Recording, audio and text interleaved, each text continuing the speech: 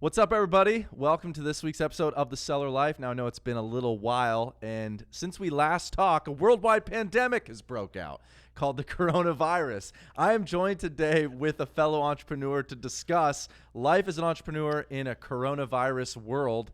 We're all in quarantine right now, so I don't know when you're tuning in to watch this. We're going to put this up on the YouTubes, but right now it's 2020. We're in March, and everybody is at home doing nothing. Literally, the whole world is shut down and nobody is working, and that is scary. Like, we've never lived in a world where that's been the case. Bill is joining with me. We're in Novi at his studios. He's the CEO of Mammoth Studios, and Bill runs a studio with multiple entrepreneurs and companies that look to him to get their brand exposed, and he does all sorts of things from photo booths I'll let Bill describe to our audience a little bit about what you're doing in this world, and then we'll get talking about entrepreneurship. Well, thanks for the warm welcome. I appreciate that. Yeah. So we have a couple of different businesses, and Mammoth is our core business. We started off as a photo booth company about 4 years ago, and we did smaller events, private parties, weddings, and things like that. Probably not a lot of photo booth business going on right now. Yeah, we're not too busy as of everything being canceled.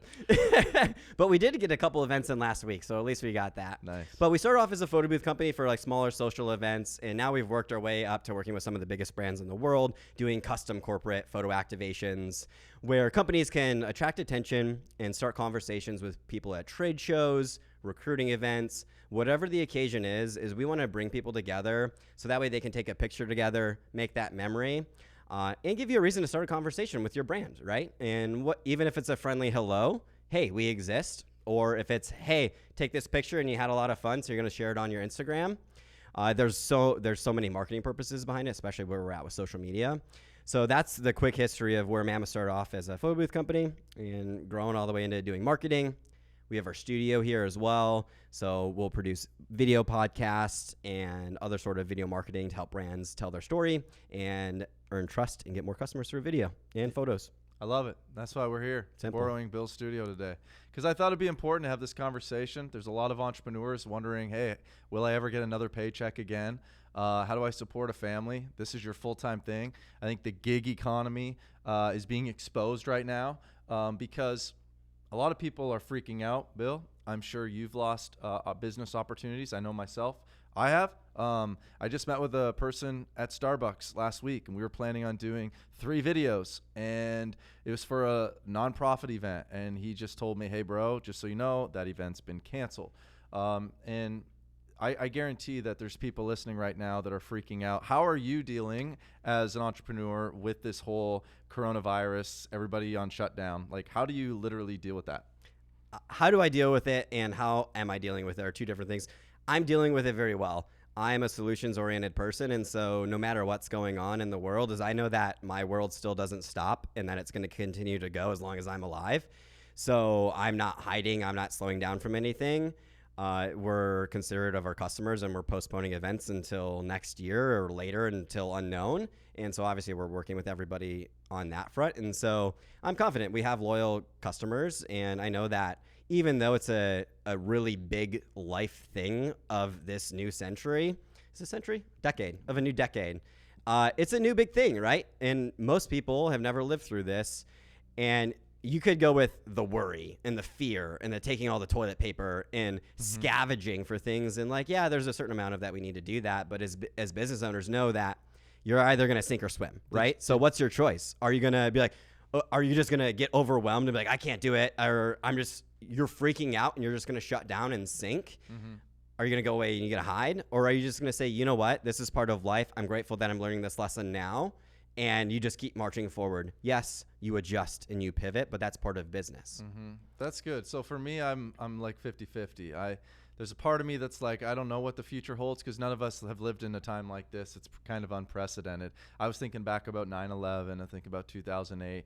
And I don't remember everyone in the world shutting down for this long. And they're expecting it to be weeks, maybe months. So anyone that's talking like they know what they're talking about, Like, I will be the first to admit, I have no idea because I haven't been here and you haven't been here. But I think adapting mindset during this quarantine is crucial for how you're going to navigate through it. And Bill and I were having a conversation off mic, and I thought what he was saying was really, really important. We talked about, as business owners, there's a million things to focus in. There's sales, there's operations, there's employees, there's the HR, there's all sorts of things that navigate for our attention. And Bill was talking about how his pivot during this time has changed. So maybe just share with our audience like what you're focusing in on right now, as opposed to just throwing your hands up and giving up saying, this is going to be a crappy 2020. What are you doing to really structure your business differently right now? I'm slowing down and taking the time that we have. Most businesses, most professionals, you move at the speed of business, right? There's always something new. There's always something different to do. And most people just play on that momentum and stuff gets dropped. You just kind of blindly go through your professional career or your life without goals, without intention, whatever it is. And so, especially if we go under quarantine and you're forced to stay inside, oh my goodness, like get some paper, grab a pen, and start to write your thoughts and start to articulate where are you going with your business? Because for me, it was a great reminder. I'm like, oh my goodness, like I need to make sure that for the future of my business and all of my businesses is that we have cash reserves. So that way we can continue to pay all of our operating expenses, our payroll, because our team's livelihood is in our hands, right? And so I treat that with a high level of respect. And so to me I look at it as the perfect time to slow down. You can focus on your systems and on your processes, and you can figure out what are those things that have been on my list that I know that I really want to do, but I just haven't prioritized because clients who are paying me money are coming through the door faster than what I can handle, which has been the case lately. So like, I'm not talking about going and spending ads or spending money on marketing or your ad spend and everything. Put that stuff on pause, but slow down to think about who is your audience and what's the type of content that they need to see from you to trust you to move forward with your business, for you to be able to invest in your business on a scalable way.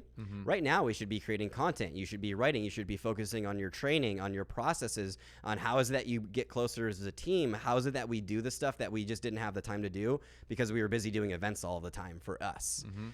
So there's tons of stuff in every business to do. So if you're wallowing and saying like, I have nothing to do or all this, you have stuff to do. Yeah. There's so much stuff to do. It's just, are you letting the negative forces of what the news and the media are telling you slow you down, or are you operating with the idea and the knowledge that everything in the end is going to be okay? Yeah. And since I know that in the end everything is going to turn out okay, even if some stuff goes down, if it's kind of stressful or challenging, I know that if I keep pushing, if I keep working, if I keep going, that eventually we're going to make it through this. I know that.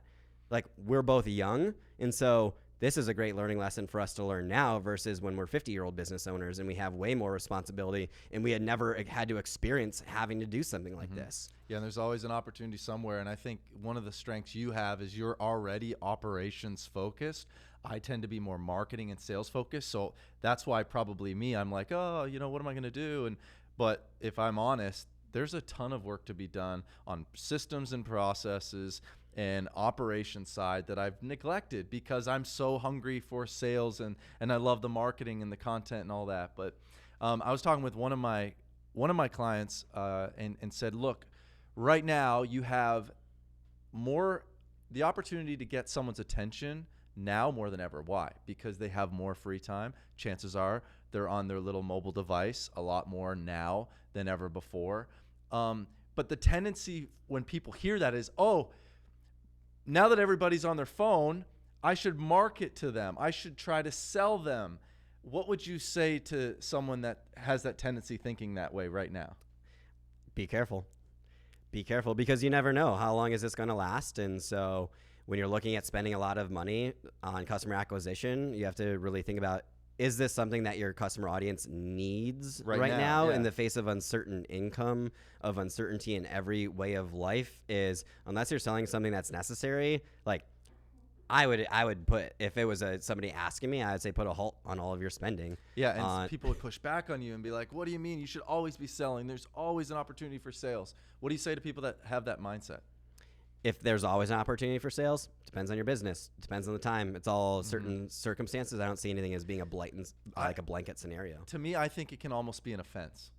Like I would go as far as to say, if your marketing messages are all about yourself and trying to get people onto your platform and to do, I feel like people are good at reading that, and it could actually hurt yourself in the end. Yeah, if you are intentionally using what's going on for marketing purposes for profit, yes, people are going to call you on your BS. They're not going to appreciate that because they know that there's, like, it's not about the money. Like, I read something recently about some volunteers at a hospital, like, 3D printed this part that cost, like, it was like a valve for a mask or something. It's $100,000 plus a valve, and they couldn't get one or something. So they 3D printed a part for nothing. Wow. Because they had a template and they printed it, and they were, the valve company was trying to sue. They were saying, we're going to sue you if you keep doing that. Yeah. And it started the conversation of like, all right, well, when it comes to life or death, it shouldn't be about money. Like $100,000 for something that can be 3D printed in a minute. Like, are you kidding? Like, I understand R&D and the research costs behind all of that. It's part of the model, but like at some point, like, you have to be a human being. So with myself as a marketer, I have a marketing business. One thing that I think is a misconception is that marketing is to take your client's story and get it out to the world. That's the exact opposite thing that we're doing. I think as professional marketers, what you need to be always mindful of is your customer story and the pain points that they currently have. So you look and you go, okay, who are my customers and what are they experiencing right now? And probably what they need right now is not a sales pitch, but it needs to be a carefully crafted message for them in their time of need. Yeah. Like companies that are pivoting and saying, oh, this is a great opportunity for us to showcase our company values, that we are not profit driven, that we are all about family. Like, capture that content, that story, post that, and see how post-corona this whole, like, people's feeling about your brand will change. That's, I guess, what I'm thinking about is, am I a content consumer? Am I a content provider? And what is that content? And will that content serve this business that I'm trying to create after coronavirus, or will it hurt it? Does that make sense? I'm following you for the most part. I was just thinking about like the idea of marketing. You know, marketing isn't just always selling. Marketing can also be, you could use this as a scenario to market, develop brand awareness for your business through generosity, through opening up your space, through providing meals or whatever. That's a version of marketing that is ethical and helpful that I 100% encourage people with the resources to do. Yeah, that's exactly and what I'm talking about. You can create stories behind that. You can you don't like take photos, take videos, tell the story. Here's how we helped, but you're still helping. You're helping first, and document how your company is pivoting during this crazy crisis. We get it. It's hard. Yeah, don't cover that up. Like right now I'm seeing like some real estate agents on my news feed like flexing and say, guys, this is a great time to buy a house and all that. No. Where's the real estate agent that says, hey, the Fed just dropped their rate, which means mortgages might decline. We're going to hold up right now. But what I want you to do is I want to take the next 6 weeks and I'm going to educate you. And then that real estate agent is spending the next 2 weeks creating a course that talks about the 10 ways people win when they buy real estate in Michigan. Like that's what I'd be doing if I was in real estate, creating content, going deep. And so that when we relaunch, I have something that I can give my audience that my competition isn't. Let your competition flex right now and pretend like everything's great when it's not. People can relate to your story when you're authentic, not when you're always trying to flex. Yeah, absolutely. Yeah. So when you are working on the operations side of things, what are some of the things that you're currently working on right now to better prepare you when we get out of this crisis? Because we are going to get out of this crisis, believe it or not. Yeah, totally we will. And so some of the things that we're working on operationally right now is I'm a big advocate of creating leaders out of every single person. And I'm not going to, if somebody doesn't have that innate ability to lead, even if it's dusted and if it's a youthful, young, novice leadership, I still want to see that in people, and I want to bring those people on because then I can pour into them and I can teach them something that they already have a natural ability to do. I'm just going to bring it out for them and help them nurture it and craft it. And so a big part of our operations is all of the projects that we're working on is they have an owner, the person who is responsible for that work getting done on time, on schedule. They're responsible to communicate to the client. They're responsible to ask their team members for help when they need it. They're responsible to schedule things. They own it. They could also ask a team member to schedule stuff for them. And I tell my team, I say, hey, if you're the leader of that project, I work for you. So I need you to get comfortable telling me what you need and giving me clear instructions. And how we do all of this work is we have a shared system so we can see what everyone's working on and the progress. We can see who owns it. And so we have a shared system for that. And some of the tools that you use, what are they, Bill? I use Notion as my main productivity tool for all my businesses because it gives me the ability to have notes and databases and tasks and comments and discussions. I've built full products in there. I've built software products. I've built physical products because I can create anything in it. So check it out. And so we use Notion because it's so flexible. So I'm, as a listener of this podcast right now, if you've got free time, check out Notion. See if that might be a tool in your toolbox to help better connect your team, right? You're using that, is that like in place of like a Slack or? So we use it in addition to Slack. So our tech stack is kind of G Suite for email and calendar, as most do. And then we have Slack for internal communication, one-to-one, kind of quick discussions on things or events or whatever. And then we use Notion for project plans and all of our contacts. It's kind of like a company internal database. You can call it like an internal wiki. So we have we have training guides, we have playbooks, we have the Wi-Fi password here, everything is in there. So you can create your own like little mini internal website, which is super nice, especially as you're scaling your company. Yeah. So you're working on during this whole downturn and pivot. We're going to call it the great pivot in America with small business owners. You're working on developing leadership in your company. Yep. So that means you have more free time to spend with them, to interact with them, talk with them. And then the second thing is you're incorporating new tools like the one you just discussed. What was the name of it? Notion we've used since for a long time. Super long time. Okay, so that's already been implemented. So it's more of getting the team adopted, understanding it, understand the power behind it. Because Notion is if you just go into it, you don't really know what to do. Mm-hmm. So I've designed our whole system in there. And so it's getting everybody comfortable with that. We have enormous templates. And so when we have a new video project, I just go and I hit, hey, new video project. Yeah. And it comes in with a giant list of all of the steps that we need to do because most things are repeatable, especially after you've done them a few times. And so we have that. And so the idea is team members are going to build their own for their own processes. And I love that. That's what we're doing. It sounds like the backstory behind that is you really want your team to have ownership in what they're doing. Yeah, I put 100% trust in everybody who I'm working with, especially with my internal team. And I know that there are certain things that I can do better than them, but I'm okay with them doing them because my goal is to be able to teach them on how to be better, how I think about things, how I look at things. Just because I'm older than them, I have more experience. And so my goal is to teach them as much as I know, but for them to maintain their personal creativity and their own voice and their own ideas and just use some of my experience to help them. I love that. So if you're listening to this podcast, you're an entrepreneur and you're wondering, what do I do during this quarantine time?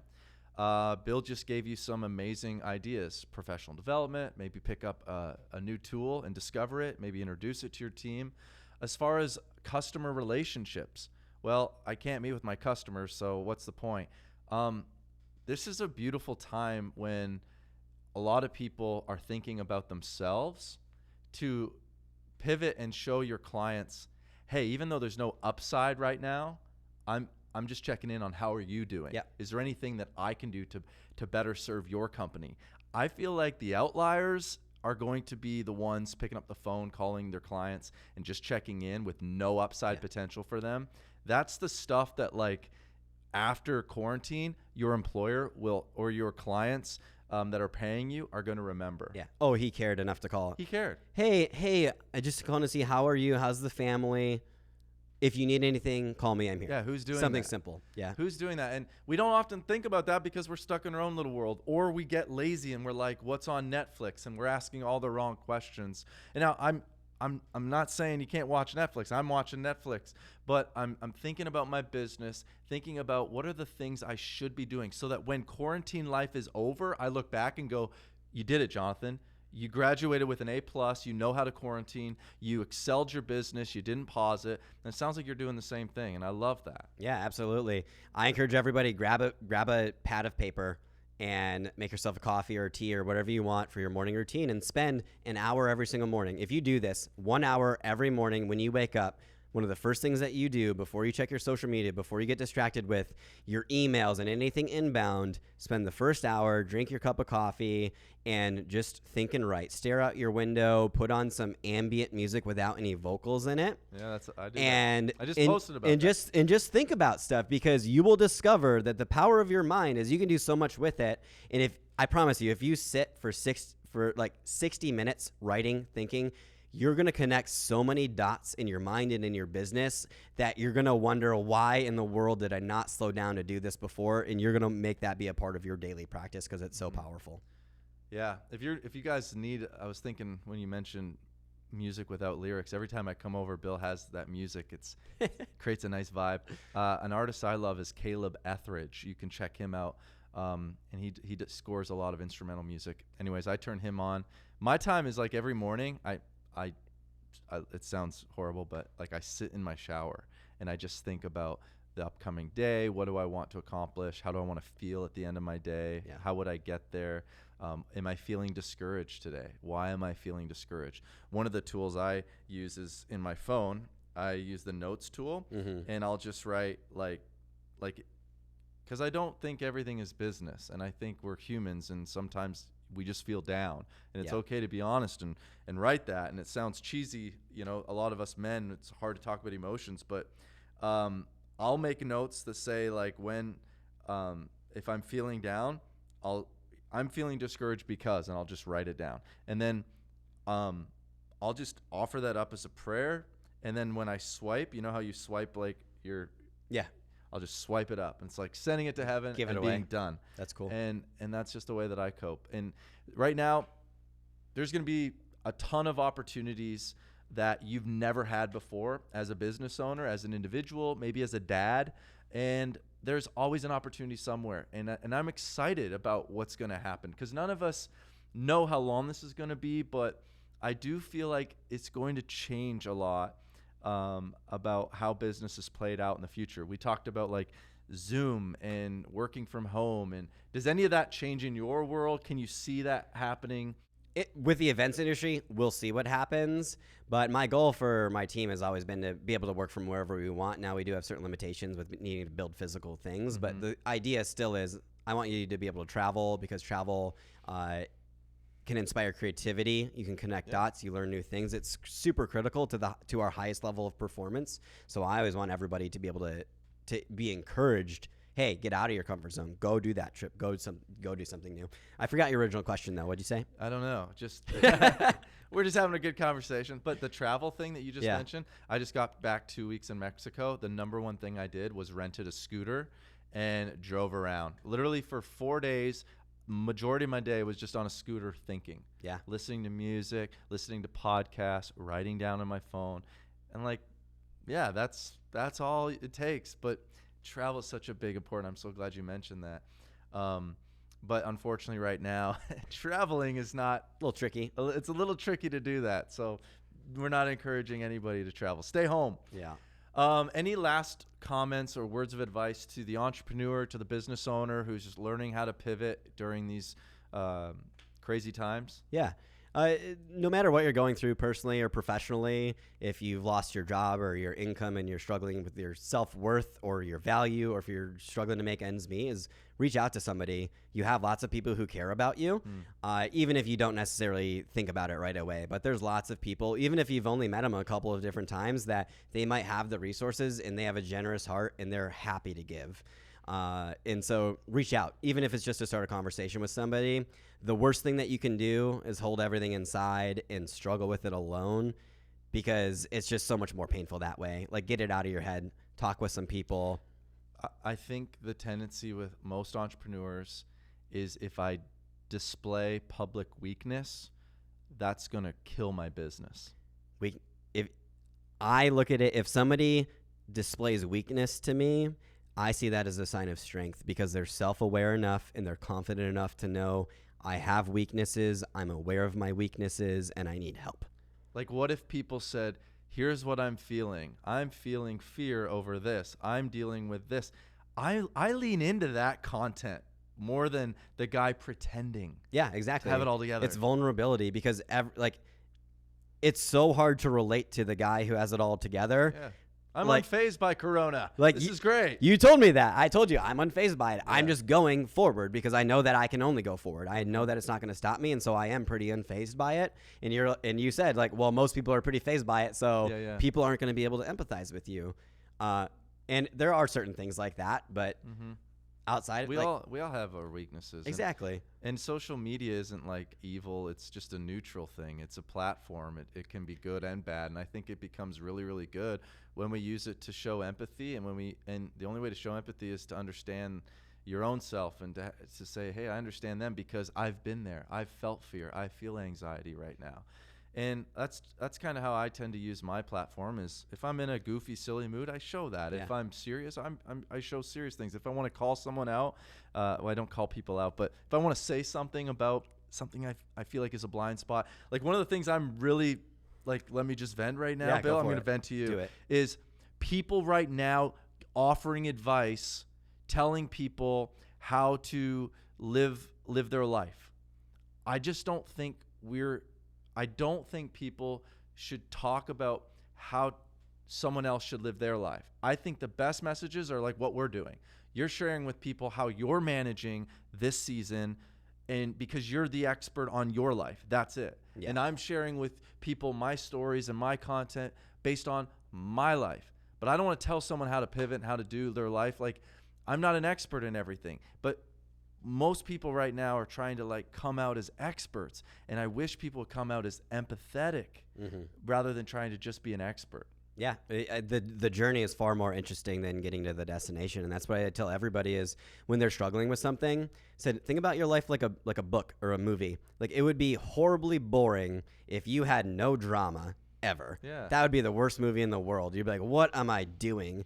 So every good story needs ups and downs, and the goal is to eventually be on the upside of it and get to enjoy it and live happily ever after life. And this And you have the power to start writing that, to end your chapter right now and to start writing the new chapter. this season is going to massively clarify everybody's why. Yeah. Why am I doing what I'm doing? So I just got back from Orlando. When I was in Orlando, the conference center that we were at was supposed to have like 4,000 people. Canceled the main conference, so there was maybe like 50 people around me at most at any given time. Wow. A huge giant convention center. And I remember one of the nights just like staring at the window, just thinking, I'm like, man, I'd be so pissed off if I got the coronavirus and knew I was going to die. I'm like, I have so much stuff I need to do in life. And to me, as I'm so excited, I'm about to turn 30, and I've been excited for my 30s for a few years now because I know that a lot of the results of everything that I've been investing into are going to start to get more and more traction, and I'm going to be able to help more people. I'm going to be able to live more of the life that I want to live. And I was like, man, there's so much good that I have the ability to do, and I would just be so upset if I was not able to do that. And so it kind of gave me and I woke up thinking about this too, and it gave me a really interesting sense of urgency. Like, you're dying anyways. It's just, is it going to happen in 4 weeks, or is it going to happen sometime in the future? And it just hit me, man, I know that I can do more, and I already do a lot of stuff, but I know that I can be a better leader to my leaders. I know that I can pour into them more. I know that I can be a better friend. I know that I can be more present for people. It's not just business stuff. It's like life stuff. Yeah. It's being there for your friends, for your family. It's checking in with people. Say, hey, Jonathan, how are you doing? I haven't talked to you in a month. Yeah. And it's like reprioritizing a lot is. of that stuff was super interesting. It just kind of hit me out of nowhere. And the whole, think about it, the whole world is sitting at home. Yeah. When has that happened? And Americans, we pride ourselves in being productive and look at what I've done and flexing that. And all of that's been stripped away. Yeah. And I'm like, ooh, the big refining fire has taken place. And the winners are going to be the ones that come out with the right perspective and say, no, this doesn't mean game over. This just means pivot, shift, and focus in on operations, employee development, systems, processes, new tools. Like, those people are the ones that are inspiring to me, because I don't want to look back on the season like you and be like, it was for naught. Nothing changed in my life, business. Yeah. Everything's the same. That'd be the worst. That'd be the worst. So this hopefully podcast and this conversation, I hope, is helping you guys, shifting your perspective. I know meeting with Bill has helped shape my perspective for this season. I want to spend more time on the operations side and really get in tune with my why. Why am I doing what I'm doing with Second Try Media, with Amazon Autopilots, with everything going on in my life? I want to make sure that this season isn't for naught. So, Bill, thank you for sharing your story. How can people learn about Mammoth? If you go to mammothparty.com, you can learn all about Mammoth and what we're doing at our studio and with our events and everything. And then if you just want to learn a little bit more about me personally, I'll share some like different thoughts and things like that on my personal website, billhamway.com, and all the social medias are at Bill Hamway. Yeah, and we've used Bill before, Mammoth Studios, for our indescribable, I don't even know the name of our... Irresistible Workshop. I remember. I've got you covered. Irresistible Workshops. And he's been incredible. By the way, we're going to be having an Irresistible Workshop coming up next. Just kidding. I was wondering if you were going to do another one, because I was going to tell you we have lots of other stuff we could do now. Bro, I'm not planning any events right now. I'm focusing on the operations of my business. There you go. Preach. All right. Thank you guys for listening to this week's episode of The Stellar Weave. We might do this again. It's quarantine. I don't know what next week holds. None of us know what next week holds. I hope you're still around, but there's definitely hope. Hang in there. If you need anything, you can add Bill. You can add me on Instagram, DM us. We're here to help any way that we can during this season. Thank you guys for tuning in. I love you guys. We'll see you back here next time.